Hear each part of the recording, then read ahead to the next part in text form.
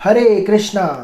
तो देखिए दोस्तों, आज की इस वीडियो में हम करने वाले हैं इंटरसेक्शन ऑफ सेट, जो कि दूसरा ऑपरेशन है। पहला था यूनियन ऑफ सेट, जो हम अपनी प्रीवियस वीडियो में डिस्कस कर चुके हैं। तो अगर आपने वो वीडियो अभी तक नहीं देखी है तो नीचे लिंक आपको डिस्क्रिप्शन में मिल जाएगा, और इसकी जो पिछली एक्सरसाइजेज हैं उन वीडियोस का भी लिंक नीचे डिस्क्रिप्शन में आपको मिल जाएगा। पूरी की पूरी प्लेलिस्ट बना रखी है मैंने इस चैप्टर की, तो वो उसका लिंक मैं नीचे डिस्क्रिप्शन में दे दूंगा, आप वहाँ से जाकर के प्रीवियस वीडियो भी ज़रूर देख लें। तो आज की इस वीडियो में हम करेंगे इंटरसेक्शन ऑफ सेट क्या होता है, ठीक है ना। तो ये एक सेकंड ऑपरेशन है।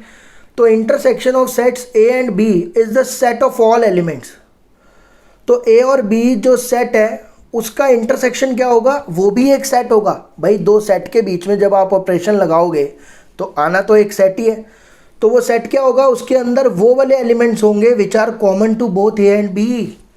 यानी कि उस सेट के अंदर ऐसे एलिमेंट्स आएंगे जो दोनों में कॉमन है, जो ए में भी हैं और बी में भी हैं। दोनों में कॉमन एलिमेंट्स किस में आते हैं, जब हम ऑपरेशन लगाते हैं इंटरसेक्शन ऑफ सेट।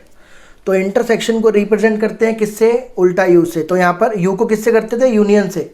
जब उल्टा हो जाएगा तो क्या रिप्रेजेंट करेगा, इंटरसेक्शन, ठीक है ना। और इसको जैसे दो ऑपरेशन के बीच में ये लिखा हुआ है उल्टा यू, तो इसको रीड कैसे करते हैं, ए इंटरसेक्शन बी। अब देखिए मैं एग्जांपल से बताता हूँ, आपको बिल्कुल क्लियर हो जाएगा। मान लीजिए दो सेट है, ए इसके अंदर एलिमेंट है 1 2 3 4 5, इसके अंदर एलिमेंट है 2 4। तो मैंने क्या बोला, ए इंटरसेक्शन बी भी एक सेट होगा जिसके अंदर वो वाले एलिमेंट आएंगे जो दोनों में कॉमन है। अब आपको देखना है दोनों में कॉमन क्या है। तो भाई आपने देख लिया है दोनों में कॉमन है 2 और 4, तो इसका आंसर होगा 2 और। तो ये एक ऐसा सेट होगा जिसमें वो वाले एलिमेंट्स होंगे जो दोनों में क्या है, कॉमन, सिंपल। अगर मुझे इसका वेन डायग्राम बनाने को आए तो देखिए वेन डायग्राम बहुत ही इसका सिंपल है। तो वेन डायग्राम में रेक्टेंगल क्या रिप्रेजेंट करता है, यूनिवर्सल सेट। और मान लीजिए दो सेट हैं ए और बी। तो भाई इसका वेन डायग्राम होता है जो दोनों में, मतलब मुझे वो वाला पोर्शन शेड करना है जो दोनों में कॉमन है। तो आप कहोगे ये रहा, ये इसमें क्या मुश्किल बात है ना। तो ये पोर्शन क्या रिप्रेजेंट करता है, ए इंटरसेक्शन बी। और मैथमेटिकली भी इसको समझ लेते हैं हम। तो ए इंटरसेक्शन बी क्या होगा, एक ऐसा सेट जिसके अंदर ऐसे एलिमेंट आएंगे जो ए में भी होंगे और बी में भी होंगे। देखिए मान लीजिए मैथमेटिकली कैसे बोल रहा है, मान लीजिए एक एलिमेंट है 2 जो कि किसको बिलोंग कर रहा है। मैंने क्या करा, इसमें से एक एलिमेंट उठा लिया 2 ए इंटरसेक्शन बी को बिलोंग कर रहा है क्योंकि है उसमें।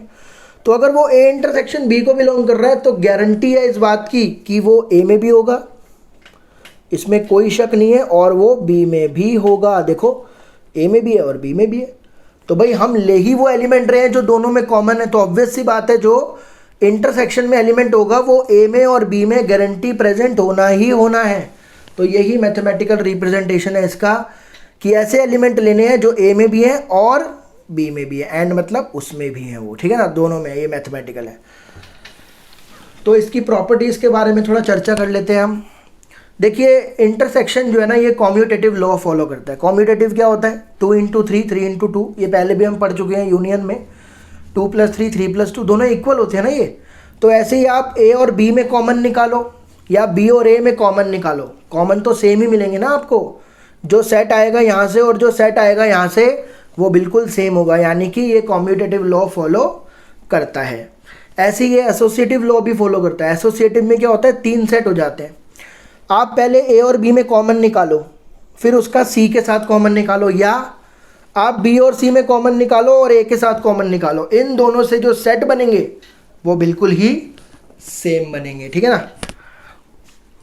अब मान लीजिए ये फाई होता है नल सेट, एम्प्टी सेट, है ना, और ए कोई भी एक सेट है। इन दोनों में कॉमन क्या आएगा, भाई मान लीजिए एक ए सेट है 1 2 3, ठीक है। इसमें और फाई में, फाई क्या होता है, खाली। इन दोनों में कॉमन क्या आएगा, क्या कुछ कॉमन आएगा इसमें, नहीं। तो क्या आएगा, क्या इसका आंसर होगा, फाई। भाई एक भरा हुआ सेट है, मतलब उसमें कुछ एलिमेंट्स हैं, और एक खाली सेट है, उसमें कुछ भी कॉमन नहीं आने वाला है, तो आंसर फाई ही होता है। और यूनिवर्सल मान लेते हैं, मान लीजिए यूनिवर्सल एक सेट है 1 2 3 4 5। अब मुझे बताइए यू और ए में क्या कॉमन है, आप कहोगे 1 2 3, यानी कि एक बड़ा सेट है और एक उसका कुछ पार्ट है, उसका कुछ टुकड़ा है। तो दोनों में कॉमन क्या होगा, वो टुकड़ा, वो पार्ट, ऑब्वियस सी बात है। तो जब आप यूनिवर्सल सेट का और किसी ए सेट का जो कि उसका सबसेट है आप इंटरसेक्शन निकालोगे कॉमन, तो आपको ए का ए ही मिलने वाला है, ठीक है ना। और किसी भी सेट का खुद में कॉमन निकालोगे तो वही का वही आएगा, ए इंटरसेक्शन ए। इस लॉ का नाम क्या होता है? Idempotent law. ये भी यूनियन में हम पढ़ चुके हैं, वहाँ पे भी था ए यूनियन ए होता है, यहाँ पर भी है ए इंटरसेक्शन ए होता है। और सबसे इंपॉर्टेंट प्रॉपर्टी है इसके अंदर डिस्ट्रीब्यूटिव प्रॉपर्टी, ये वहाँ पर नहीं थी, ये इसी में आती है, डिस्ट्रीब्यूटिव प्रॉपर्टी। अगर मान लीजिए लिखा हुआ है A intersection B union C, इस प्रॉपर्टी का हम आगे क्वेश्चंस में यूज़ करेंगे, इसलिए आप समझ लीजिए इस प्रॉपर्टी को, ठीक है ना। A intersection B union C जब भी लिखा हुआ आए तो इसमें क्या है, पहले आपको ए को बी के साथ लिखना है, मतलब ए इंटरसेक्शन बी, देखिए ये रहा।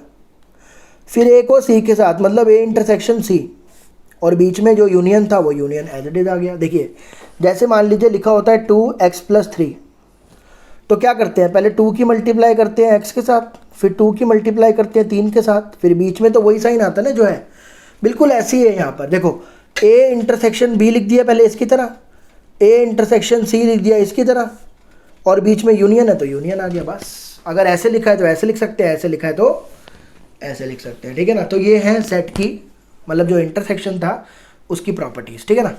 अब इसमें एक और टॉपिक है डिसजॉइंट सेट। देखिए डिसजॉइंट सेट समझ लेते हैं।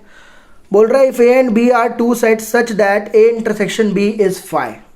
आपके पास दो सेट है, अगर आपने उसमें से कुछ कॉमन निकाला और कुछ भी कॉमन नहीं आया, ऐसे दो सेट जिसमें कुछ भी कॉमन नहीं है फाई, तो ऐसे सेट को क्या बोला जाता है? डिसजॉइंट सेट, ठीक है ना।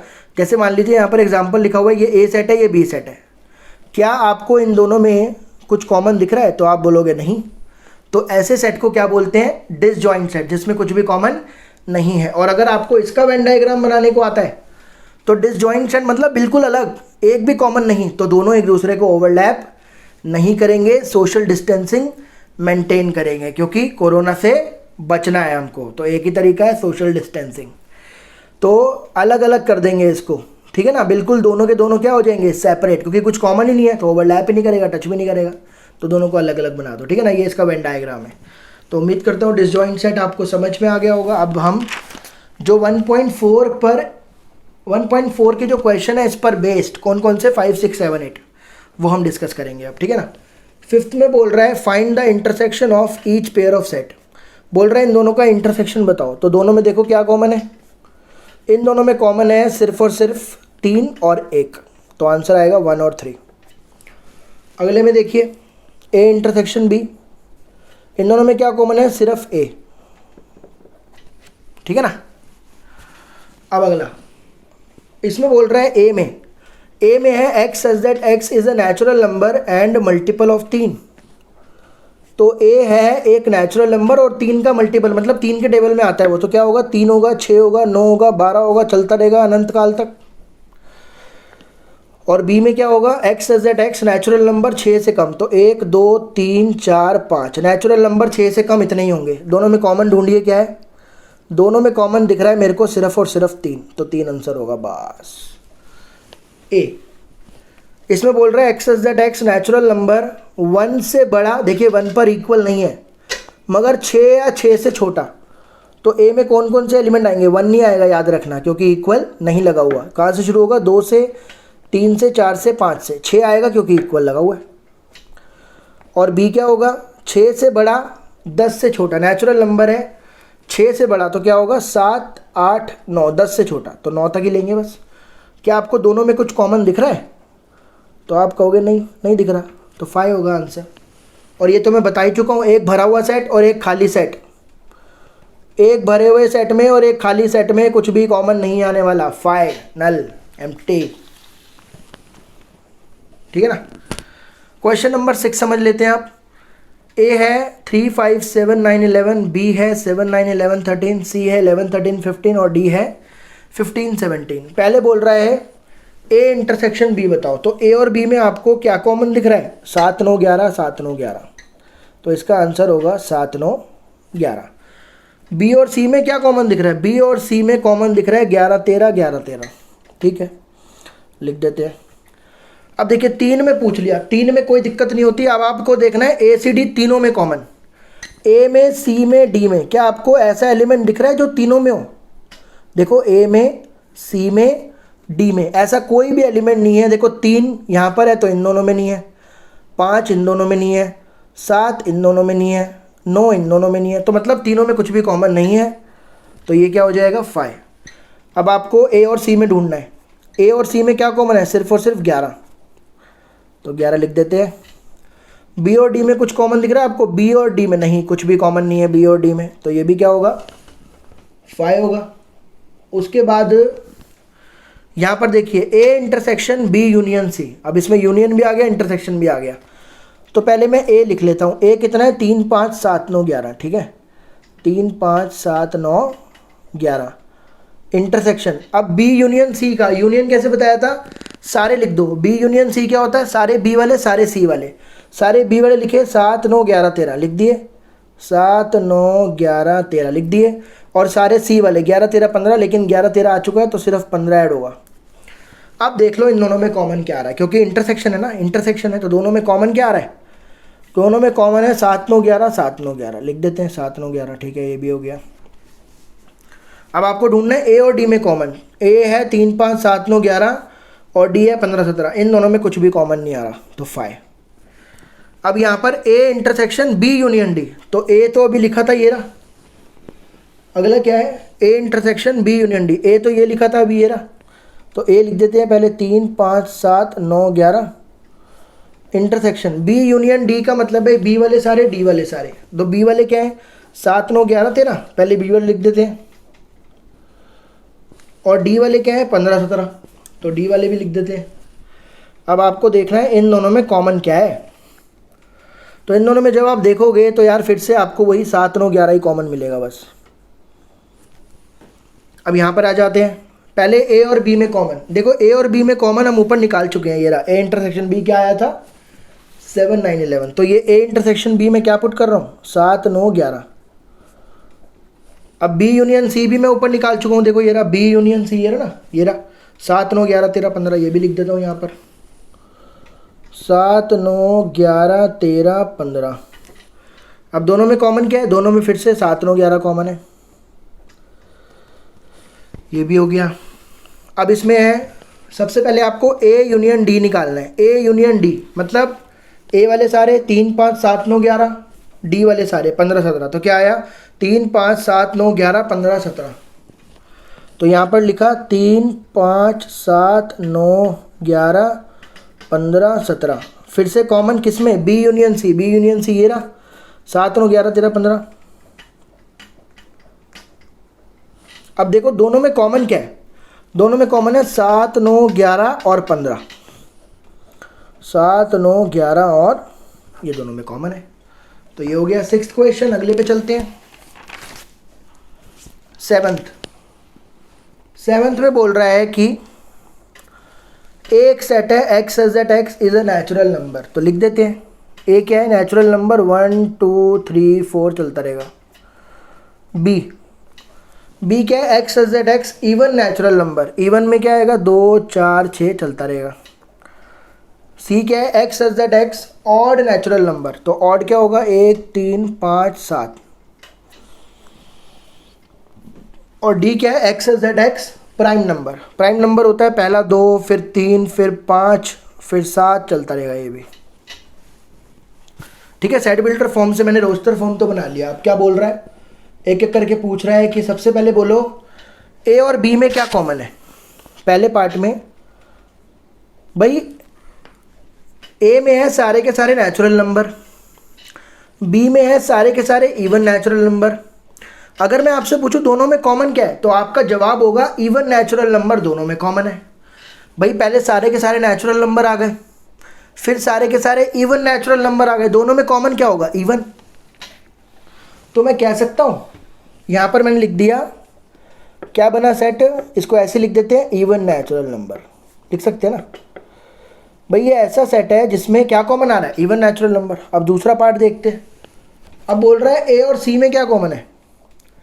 ए है सारे के सारे नेचुरल नंबर, सी है सारे ऑड, तो सारे के सारे नेचुरल और ऑड में क्या कॉमन होगा? बहुत ही बढ़िया आपने जवाब दिया, ऑड नेचुरल नंबर कॉमन होगा। तो इसका आंसर होगा ऑड नेचुरल नंबर। ये भी हो गया। तीसरा देख लेते हैं आप। बोल रहा है ए और डी में क्या कॉमन है?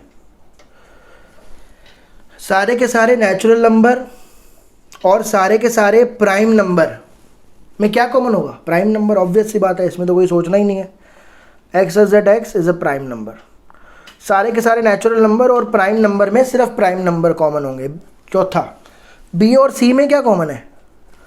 इवन में और ऑड में कुछ कॉमन होगा? नहीं, 5। फिफ्थ, बी और डी में क्या कॉमन है? इवन में और प्राइम में। देखो भाई, इवन में और प्राइम में सिर्फ 2 कॉमन होगा बस, क्योंकि सारे बाकी के ऑड होंगे, ऑड इवन में आते नहीं होंगे। तो बी और डी में क्या कॉमन होगा? सिर्फ 2। और सी और डी में क्या कॉमन होगा? सी मतलब सारे के सारे ऑड, डी मतलब प्राइम नंबर। तो ऑड में, सारे के सारे ऑड नेचुरल नंबर में और प्राइम नंबर में क्या कॉमन होगा? ऑड प्राइम, क्योंकि 2 तो ऑड में होगा नहीं ना, है ना। तो सी और डी में कॉमन क्या होगा? X is that x is an odd prime number. सिर्फ ऑड प्राइम नंबर कॉमन निकल के आ जाएंगे। तो ये भी हो गया। लास्ट क्वेश्चन है 8th। बोल रहा है which of the following pair of sets are disjoint. इसने 3 पार्ट लिखे हुए हैं इसके, आपको बताना है कौन सा पेयर डिसजॉइंट है। तो डिसजॉइंट में आपको देखना है कि अगर दोनों में कुछ भी कॉमन नहीं आ रहा तो वो डिसजॉइंट होगा, अगर दोनों में कॉमन आ रहा है तो वो डिसजॉइंट नहीं होगा। तो इसमें ये सेट तो है 1 2 3 4, और कॉमन देखूंगा आ रहा है कि नहीं आ रहा। एंड की जगह इंटरसेक्शन लगा रहा हूँ। X is that x natural number 4 से बड़ा 6 से छोटा, तो 4 भी लेना है, 5 भी लेना है, 6 भी लेना है। क्या दोनों में कॉमन आ रहा है? बिल्कुल आ रहा है। तो लिखेंगे no they are not disjoint. पहले वाला तो डिसजॉइंट नहीं है। ये पेयर में क्योंकि कॉमन आ चुका है तो डिसजॉइंट नहीं होगा। इन दोनों में तो आपको साफ ही दिख रहा है यार, ई कॉमन है, तो इसमें तो कोई शक ही नहीं है, ये भी डिसजॉइंट नहीं होगा। They are not disjoint.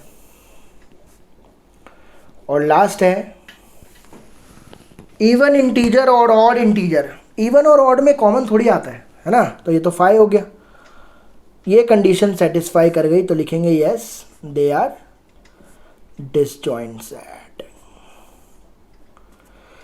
तो ये था आपका intersection of set, disjoint set, और उस पर बेस्ड जो 1.4 में क्वेश्चन है 5 6 7 8।